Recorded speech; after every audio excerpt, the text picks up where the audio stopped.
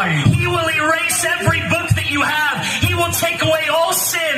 He will take away all bad karma. நீ உன் வாழ்நாட்களிலே செய்த அத்தனை பாவங்களையும் அத்தனை தவறுகளையும் அத்தனை மீறுதல்களையும் ஒரே ஒரு நிமிஷத்திலே அவர் அழித்து உன்னை சுத்திகரிக்க வல்லவராய் இருக்கிறார். Hallelujah.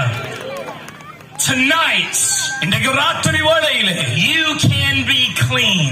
நீ சுத்திகரிக்கப்பட்டவனாய் இந்த இடத்திலே இருந்து கடந்து போகலாம். Your heart can be clean. உன்னுடைய இருதயம் சுத்திகரிக்கப்பட முடியும்.